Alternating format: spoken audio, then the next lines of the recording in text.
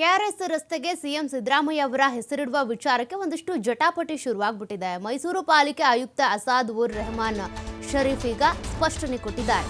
1999ರಿಂದ 2004ರವರೆಗಿನ ಎಲ್ಲ ಕಡತಗಳ ಪರಿಶೀಲನೆ ನಡೆಸಲಾಗಿದೆ ಅಂತ ಪ್ರತಿಕ್ರಿಯೆ ಕೊಟ್ಟಿರೋದು. ಎಲ್ಲೂ ಕೂಡ ಪ್ರಿನ್ಸಸ್ ಹೆಸರು ಇಲ್ಲ, ಆ ರಸ್ತೆಗೆ ಯಾವ ಹೆಸರು ಕೂಡ ಇಲ್ಲ ಅಂತ. ಈಗ 1964ರಿಂದ 1999ರವರೆಗಿನ ಕಡತಗಳನ್ನು ಕೂಡ ಪರಿಶೀಲನೆ ಮಾಡ್ತಾ ಇದ್ದೀವಿ. ಆ ಸಂದರ್ಭದಲ್ಲಿ ಏನಾದರೂ ಯಾವುದಾದ್ರೂ ಹೆಸರು ಇಟ್ಟಿದ್ರಾ ಅಂತ.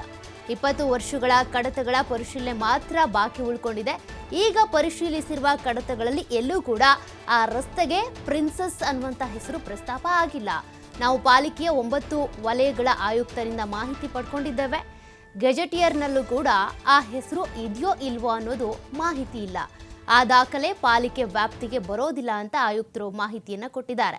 ಅಸಾದ್ ಉರ್ ರೆಹಮಾನ್ ಶರೀಫ್ ಅವರ ಸ್ಪಷ್ಟನೆ ಇದು. ಅಂದರೆ ಈ ರಸ್ತೆಗೆ ಸಿದ್ದರಾಮಯ್ಯನವರ ಹೆಸರಿಡಬೇಕು ಅಂತ ಕೆಲವರು ವಾದವನ್ನು ಮಾಡ್ತಾ ಇದ್ದಾರೆ. ಇನ್ನು ಕೆಲವರು ಇಲ್ಲ, ಇದಕ್ಕೆ ಪ್ರಿನ್ಸಸ್ ಅನ್ನುವಂಥ ಹೆಸರಿದೆ, ಹಾಗಾಗಿ ಸಿದ್ದರಾಮಯ್ಯನವರ ಹೆಸರನ್ನ ಇಡೋದು ಬೇಡ ಅಂತ ಕೂಡ ವಿರೋಧವನ್ನು ವ್ಯಕ್ತಪಡಿಸ್ತಿದ್ದಾರೆ. ಹೀಗಾಗಿ ಇದಕ್ಕೆ ಸಂಬಂಧಪಟ್ಟಂತೆ ನಗರ ಪಾಲಿಕೆ ಆಯುಕ್ತ ಆಗಿರುವಂಥ ಅಸಾದ್ ಉರ್ ರೆಹಮಾನ್ ಶರೀಫ್ ಅವರು ಸ್ಪಷ್ಟನೆ ಕೊಟ್ಟಿದ್ದಾರೆ.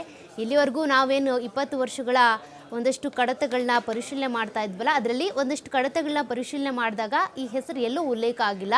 ಇನ್ನೂ 20 ವರ್ಷಗಳ ಕಡತಗಳ ಪರಿಶೀಲನೆ ಮಾಡೋದು ಬಾಕಿ ಉಳ್ಕೊಂಡಿದೆ, ಅದನ್ನು ಪರಿಶೀಲನೆ ಮಾಡ್ತೀವಿ. ಸದ್ಯಕ್ಕೆ ನಾವು ಪರಿಶೀಲನೆ ಮಾಡಿರುವಂಥ ಫೈಲ್ಗಳಲ್ಲಿ ಎಲ್ಲೂ ಕೂಡ ಪ್ರಿನ್ಸಸ್, ಈ ರಸ್ತೆಗೆ ಪ್ರಿನ್ಸಸ್ ಅನ್ನುವಂಥ ಹೆಸರು ಇಟ್ಟಿರೋದು ಅಥವಾ ಅದರ ಪ್ರಸ್ತಾಪ ಆಗಿರೋದ್ರ ಬಗ್ಗೆ ಎಲ್ಲೂ ಉಲ್ಲೇಖ ಇಲ್ಲ ಅಂತ ತಿಳಿಸಿದ್ದಾರೆ.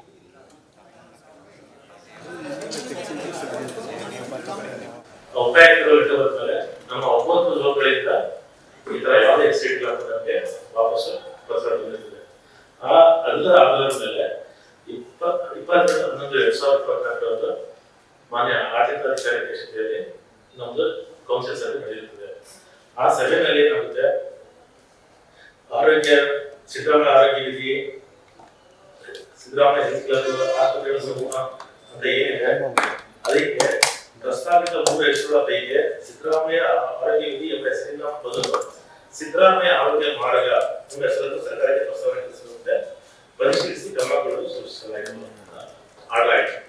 ಅದರಂತೆ ನಾವು 18/12/2024 ಪತ್ರಿಕೆಯಲ್ಲಿ ಪ್ರಚಾರ ಮಾಡಿದ್ವಿ. ಪ್ರಚಾರ ಮಾಡಿದ್ಮೇಲೆ ಆಕ್ಷೇಪಣೆ ಹೋರಾಟಗಳು ಬರ್ತಾ ಇದೆ. ಅದಾದ್ಮೇಲೆ ಅದೇ ಸೆಪ್ಟೆಂಬರ್ ಈ ರೀತಿ ಜಲಾವಣೆ ಮಾಡಿದ ವಿಷಯದ ಬಗ್ಗೆ ಪ್ರಸ್ತಾವನೆ ಬಂದ ಮೇಲೆ ಮತ್ತೆ ಅದನ್ನ ಸಭೆಯಲ್ಲಿ ಕ್ರಮ ಮಾಡಿ ಪಾಸ್ ಮಾಡಬೇಕಂತ ಸುತ್ತಲಿದೆ. ಏನು ಕಾನೂನು ಪ್ರಕಾರ ಸುತ್ತಲಿದೆ ಅದರಂತೆ ನಾವು ಗ್ರಾಮ ವಹಿಸಿ ಸರ್ಕಾರಕ್ಕೆ ಕಳಿಸ್ತೀವಿ ಅಂತ ಈ ಸಂದರ್ಭದಲ್ಲಿ ನಾನು ಬಯಸಿದೆ.